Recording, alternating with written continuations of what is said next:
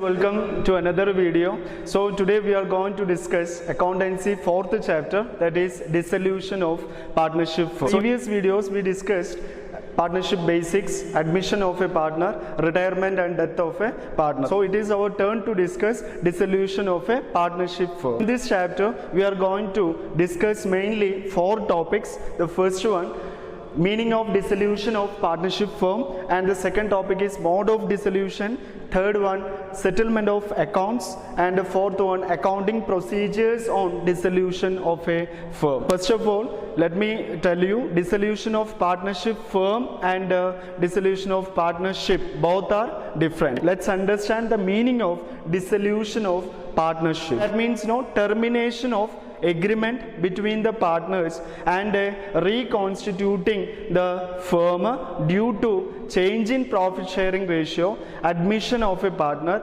retirement or death of a partner. Understand? So in such cases we studied that first we have to revalue the assets of business organization and reassessment of liabilities. What we did, first one, we revalued the assets of business organization and we reassessed the liabilities, and the balance between these two will be transferred to, that means if it is profit or loss, that will be transferred to capital account. Understand? And we will prepare capital account and finally a new balance sheet of reconstituted firm.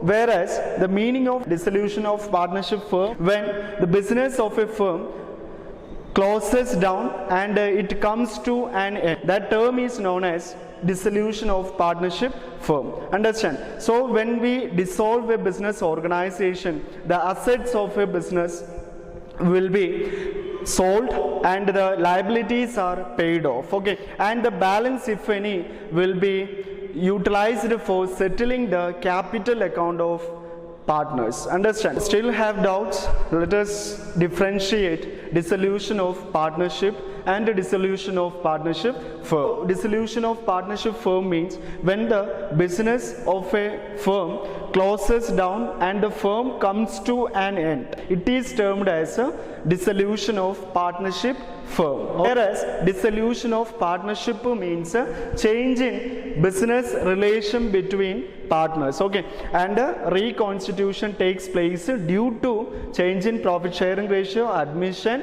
or a retirement or death of a partner. Okay, in such cases what will happen? Reconstitution takes place, that means the relationship between the partners changes. So that is termed as a dissolution of partnership. In such cases termination of agreement will be done. Understand? And the firm may continue in a new agreement. Understand? So this dissolution of partnership, it may or may not lead to closing down of business organization. And the second difference is that books of accounts is to be closed under dissolution of partnership firm. Understand? But we have to close the books of accounts as the business will not continue in future, because we are going to close down the business. Whereas dissolution of partnership means books of accounts need not be closed because the business of organization may continue in new agreement. And the next difference is that assets are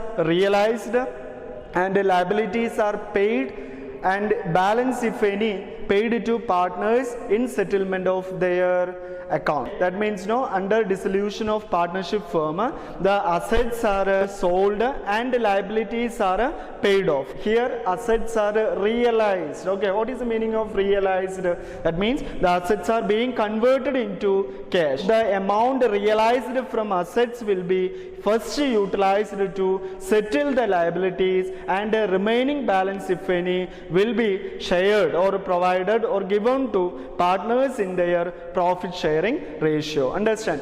Whereas in dissolution of partnership, assets are revalued and liabilities are reassessed, and if any profit or loss, that will be distributed to partners in their profit sharing ratio. And the last difference is that firm comes to an end under dissolution of partnership. Business of the firm continues. Okay, here dissolution of partnership is a part of dissolution of partnership firm only.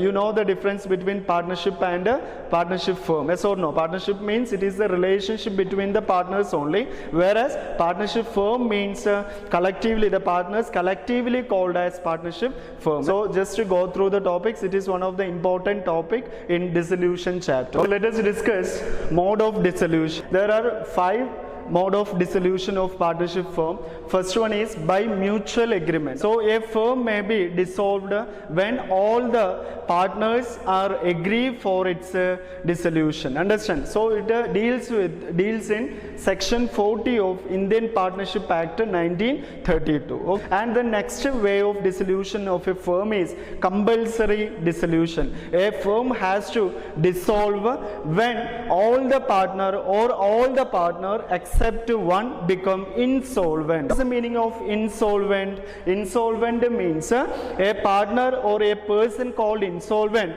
when he is unable to settle or deal his obligations. Yes or no? A partner is called insolvent when he is unable to settle his debt or obligation. All the partner except one become insolvent. And the second case is that when the business of the firm become unlawful. Okay, unlawful means illegal business. So if a firm deals in illegal business, then it may lead to compulsory dissolution. Understand? And the third mode of dissolution is on happening of an event. That means a firm may dissolve when the expiry of the term for which the firm was formed. Suppose the firm is started for 2 years only. So if the 2 year at the completion of second year, the firm has to dissolve. On happening of an event.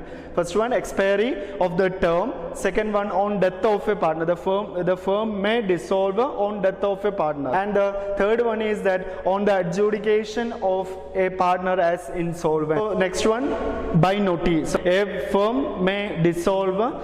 In case of partnership act, you will know one partner can give notice to all other partners. On that notice, he may mention that his intention of dissolution of business organization. Understand? So by giving notice also a firm can be dissolved. It mentioned under section 43 of Indian Partnership Act 1932. And the fifth one, by order of court. Sometimes the court may order a business organization to close its business when a partner become of unsounded mind. A partner become mentally not fit and permanently incapacitated. That means a partner is not capable of performing his extent or performing his maximum to the organization. The next one is when there is a breach of partnership agreement. That means when the violation, if any violation of partnership agreement, then the court can order the firm to dissolve its business. Understand? So what are the 5 mode of dissolution? First one, by mutual agreement. It deals in Indian Partnership Act section 40. Understand? And next one, compulsory dissolution under section 41. Compulsory dissolution means a firm has to dissolve when all the partner or all the partners except one become insolvent, when the business of the firm become unlawful. And the third one, on happening of an event, when the expiry of term or otherwise on death of a partner or on adjudication of a partner as insolvent. The fourth one, by notice. In case of partnership act, one partner can give notice to all other partners on that he can mention his intention of dissolution of firm. And finally, by order of court. Sometimes the court may order to dissolve the business when a partner become unsound minded or otherwise permanently incapacitated. That means when he is unable or incapable of doing his maximum to the organization or perform his duty. Otherwise there is a breach. Breach means violation of partnership agreement. Understand? So this is also one of the important topic, mode of dissolution. 5 modes of dissolution. So under dissolution of a partnership firm, first we discussed the meaning of dissolution of a partnership firm. The next one, mode of dissolution, and the third topic is settlement of accounts at the time of dissolution of a firm. Under section 48 of Indian Partnership Act 1932 deals with settlement of accounts. Okay, how to settle the accounts at the time of dissolution of a firm. So first one, treatment of loss at the time of dissolution of a partnership firm. If any losses are there, then first we will compensate the loss first out of profit. Okay, we will settle the loss first out of profit, and still if any amount required, then we will take out of capital, and finally still any amount remaining to settle the loss, then that particular amount will be contributed by the partners in their profit sharing ratio. Understand? At the time of dissolution, if any losses, then first we will compensate from profit, second from capital, and third in the remaining balance will be settled by the partners in their profit sharing ratio. Okay, that is the treatment of loss under section 48 subsection A. And section 48 subsection B deals with application of assets. As I told you already, whatever the amount realized from assets, as we studied, when the business organization dissolved, it is necessary to dispose the asset. That means the asset should be converted to cash to settle the liabilities of business organization. The application of asset means the amount realized from disposing of asset will be utilized in this following sequence. First, we will be settling our external liabilities. What is the meaning of external liability? The amount due to outsiders are known as external liabilities. What are the examples? The first one, bank overdraft, or otherwise bills payable, creditors. These all the amount due to outsiders. So first, whatever the amount realized from asset will be utilized for settling external liability. First, external liabilities should be settled. And the second we have to settle the loans advanced by partners. As we studied, sometimes especially in emergency cases, the partners may advance amounts to the organization. That loans should be settled. And the third one, after settling external liability and loans advanced by the partners,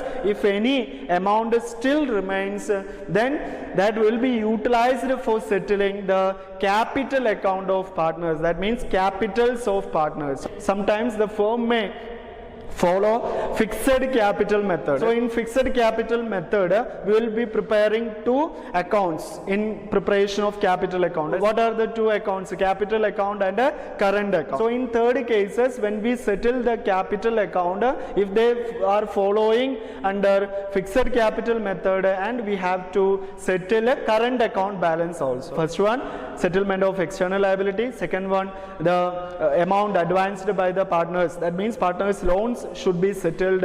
If any balance remaining, we will be settling the capital and current account of partners. And finally, after settling these three things, okay, external liability and loans advanced by the partners and partners' capital account and current account, still any amount remains, then that will be distributed to the partners in their profit sharing ratio. Application of asset means the amount realized from asset will be utilizing in this following manner. That means steps should be followed. So here loans advanced by partner, only partner's loan will be settled in second case, whereas sometimes B's wife's loan or B's cousin's loan will be given. So that is not partner's loan. So the amount advanced by partner, it will be treated as a external liability only. In first stage we will settle that liability also.